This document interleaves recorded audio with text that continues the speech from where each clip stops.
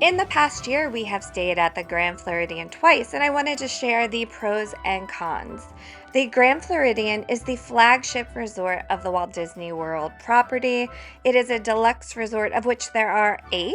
It is a sprawling, beautiful Victorian style, very sophisticated, fancy hotel, and it sits right next to the Magic Kingdom.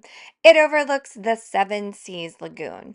So we stayed there in July of 2023. We were one of the first families to stay in the newly remodeled rooms, and the entire place was under major construction. So before I did this review, I knew we were going to stay there again January 2nd, right after we got off the Wish, and things had calmed down. There was still construction, but not too many.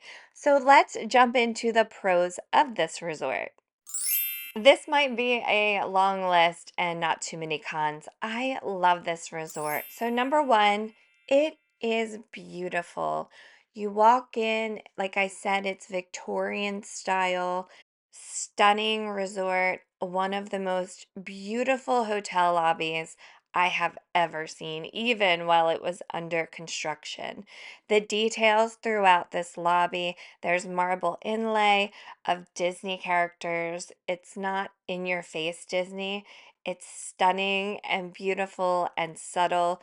And the two gorgeous chandeliers in that lobby, all the beautiful white and all of the incredible detail. Again, just a stunning, beautiful resort. And when you go outside, it continues to be beautiful. The landscaping, the red roof, it is definitely one of the most beautiful hotels. If you are in Disney during the Christmas season, you cannot miss all of the decorations here and the gingerbread house. They were taking all of this down January 2nd through 4th, but we did see a little bit of it. Number two, the rooms. Like I said, these are brand new remodeled rooms. We stayed here, I want to say like 15 years ago. I hated these rooms. It even looked different from these. This is gaudy. The new rooms are stunning. The blues, the textures, the inlays on the closet, the Mary Poppins details throughout the marble, I mean, the bathroom is just very elevated. I do have one major complaint about the bathroom, which you will find in the cons, but wow, they did such an incredible job on designing these rooms. We checked in both times super early and we got a king bed with amazing views both times. In July, we could crane our neck and see the Magic Kingdom and the castle and the fireworks at an angle. And then January 2nd, we arrived. We were just there, I think, for 2 nights, and we walked in, and wow, the beautiful views from this room are just incredible. I usually request a king room because my daughter likes to co-sleep with us on vacation. They even have a very cozy pull down couch, but she won't do it. She's like, "You guys are right there. I want to snuggle." You're snuggling, I get to snuggle. I usually put in a request for a king bed. I did not do that this time, and I was hoping we would get a queen, two queens, so that we would get a bathtub, but they actually put us in a king room.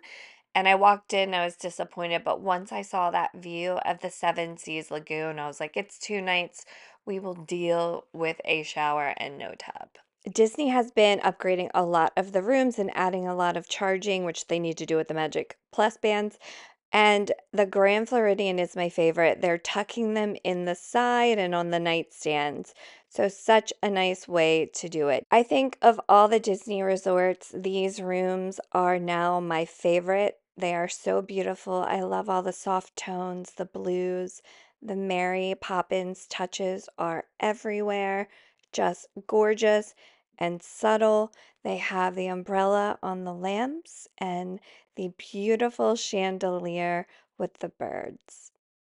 Number three, the location and the transportation options here. So, like I said, it is right next to Magic Kingdom, and they recently made a walking path where you can go right from your resort and walk over. It's definitely less than, I think it was like 3/4 of a mile, probably, a walk over to Magic Kingdom, which is just incredible. So if you have kids, you don't have to break down your stroller. That's such a big deal. And here's a top tip.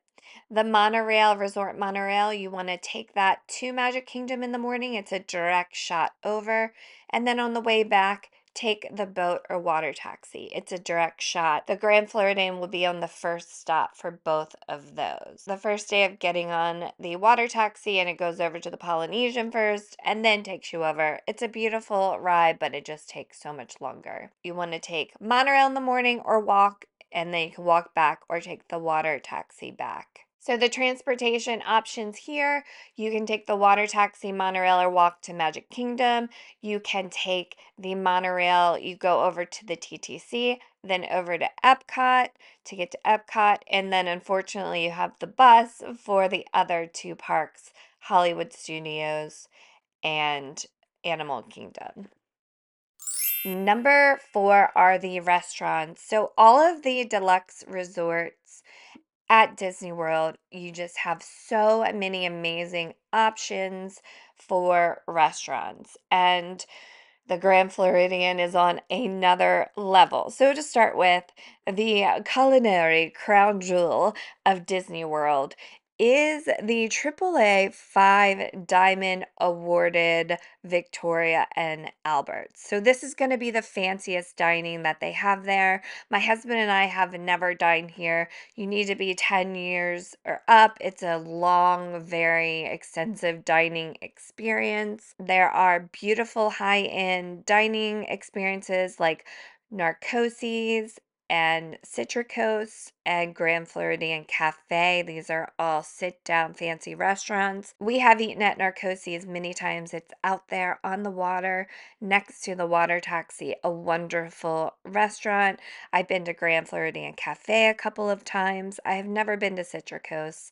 They have the Enchanted Rose. When we stayed here about 15 years ago, they had a bar in there and it was okay. It wasn't that great. And wow, did they really improve on this bar. This is an elegant reimagination of the bar with Beauty and the Beast everywhere. It is stunning.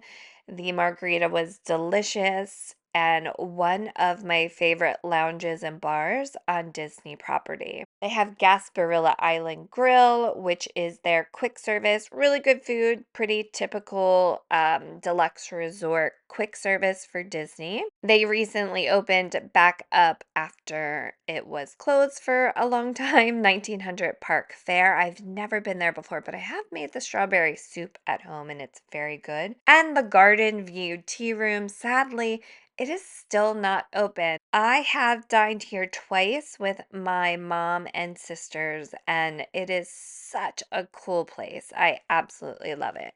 Number 5, the Magic Kingdom fireworks, which we had an incredible view of from our direct view in January.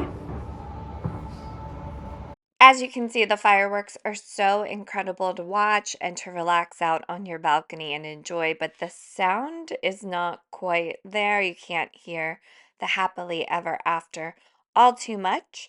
And then in our other room in July, where we had a view over to the side, we had to crane our necks a little to see it and just stand up on the balcony, where on the direct view you can sit down and enjoy it. Down at the dock for the water taxi down by Narcoses, you are very close to Magic Kingdom and they actually pipe in the music. Make them come true. For you are the key to unlocking your own magic. It's one of the coolest places to watch the Magic Kingdom fireworks. They also have it piped in the Narcoses balcony out there. And it can get a little buggy in July. We did not go down there when we were there in January. I imagine it wouldn't be as buggy, but you could actually see Tinkerbell. There she goes. There's Tink. I see her. I can't believe we could see her from here. Daddy, I saw her.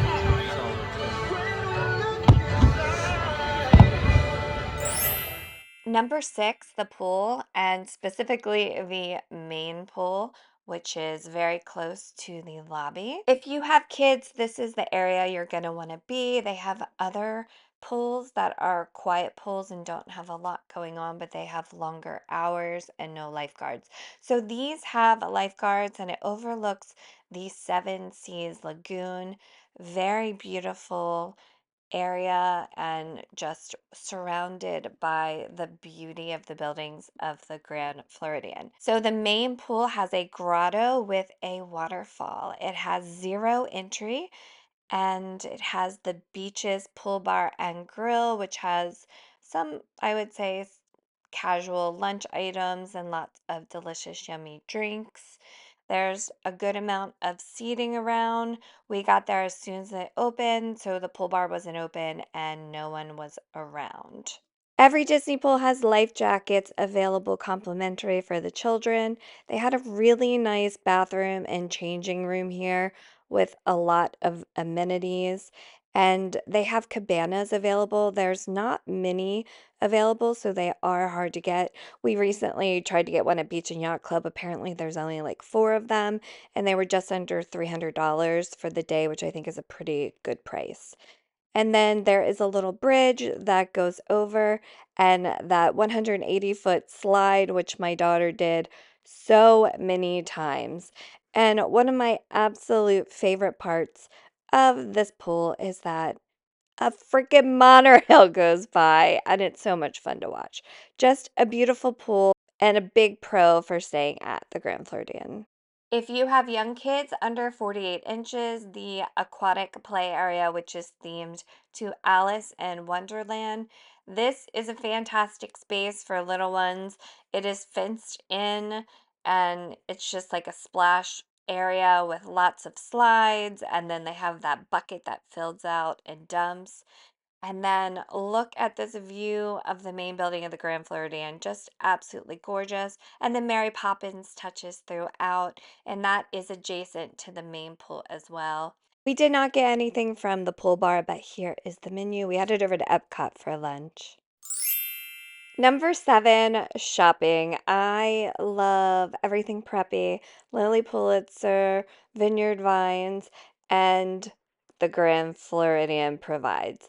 They have some of the fanciest, poshest shopping. When we stayed here a long time ago, I'm pretty sure there was more shopping. I remember there being like a men's store upstairs, like a separate men's store and a separate women's store. I think they took over one of the shops when they made the Enchanted Rose. The fancy shop is called Curiouser Clothiers. I don't know how to say that.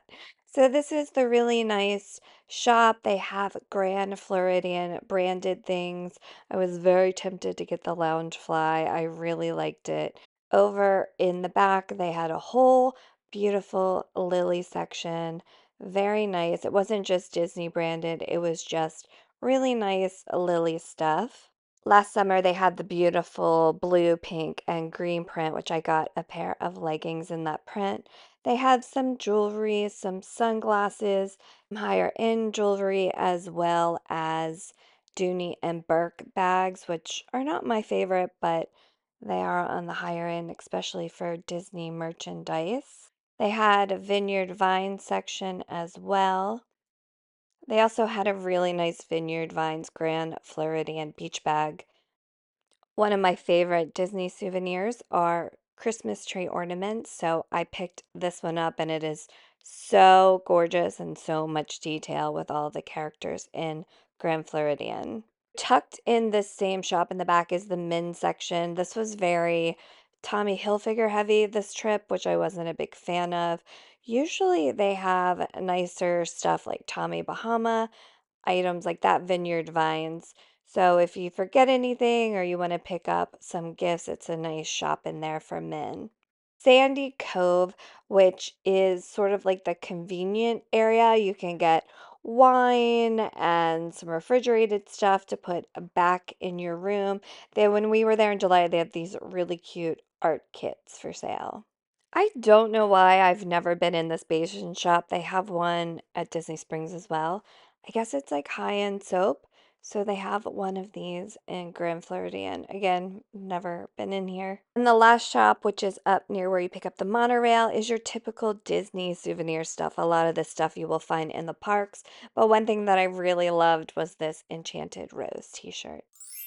Number 8, the electrical water pageant. This is a nightly show. So every night, right in front of the Magic Kingdom, it's actually comes out on that walkway in between Grand Floridian and Magic Kingdom. And one night we were actually stopped and we got to see it come through. They swung the bridge around. It was pretty cool. This is an original show from 1971 when the Magic Kingdom opened, which is really cool. Is this thing like the most amazing thing you're going to see there? No, but it's so cute. There's 14 floats.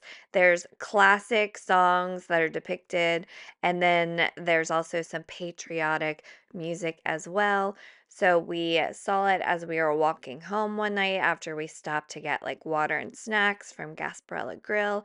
And then, of course, in January, it comes by the resort. You can actually see some of the pontoon boats going out to watch it, which would be a really cool thing to do one day. Not a it's gonna knock your socks off sort of event, but it's cute and adorable and fun, especially for little ones.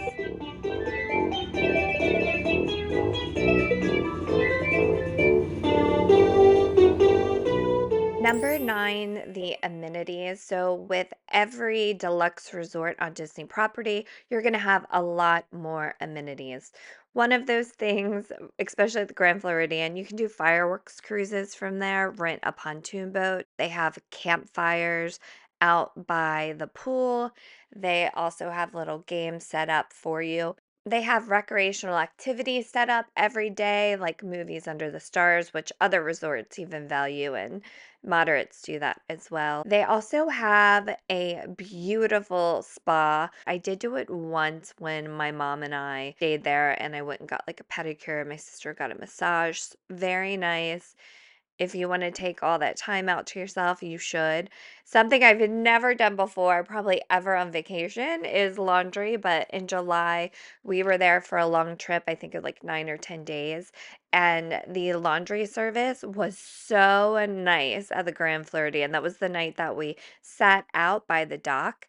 They have a photo pass photographer set up, which I don't think I've ever seen before at a resort at Disney.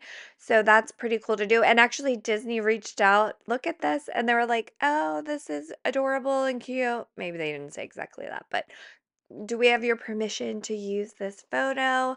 And I said yes, because my daughter is adorable.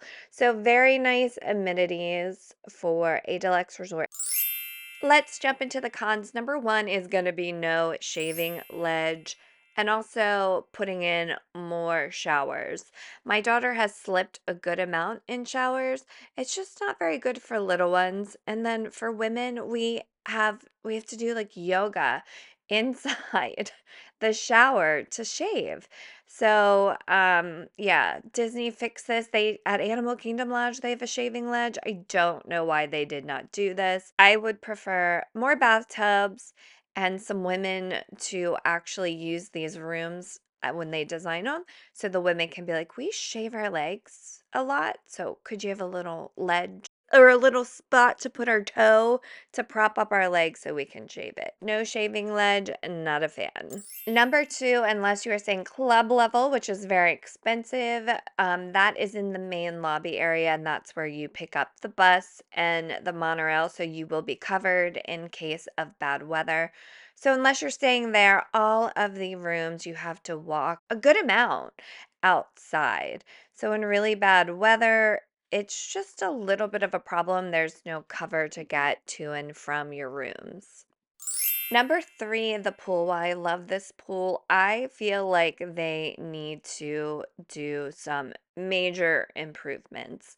The chairs, while padded, were not all that nice. The service wasn't all that great. The menu, I think they need to do better. Like, if this is going to be your top resort, flagship resort, I think Disney needs to have more well trained people, better service, better looking pool deck, better looking chairs. Like, why is there no red out there to match the roof of, like, they just, like, they need to get a designer out here and really improve on this area, in my opinion. Number 4, it is 2024. It's been 4 years since things have closed. The Bibbidi Bobbidi Boutique is still not open after 4 years. They have this amazing space. I would have loved to have taken my daughter.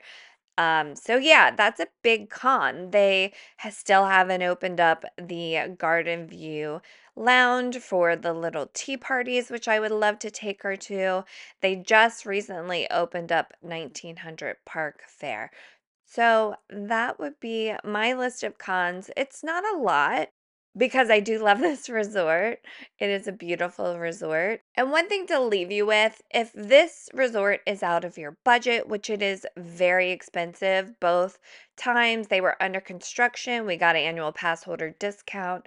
So I think we are around 450 a night, 500 a night, somewhere around there, which is really good for this resort, but usually it's like 1,000 or more, I would say, a night. So if that's not in your budget, something you could do is just have dinner here. Enjoy the resort, walk around, come early, go to the Enchanted Rose, have a drink, have snacks, go to dinner here, and enjoy the resort that way. So that is going to be my pros and cons for the Grand Floridian. I hope you guys enjoyed it and it helps you. And you can check out all my other pros and cons of the resorts at Disney World. Hope you guys are having a magical day. Thanks for watching, like, and subscribe.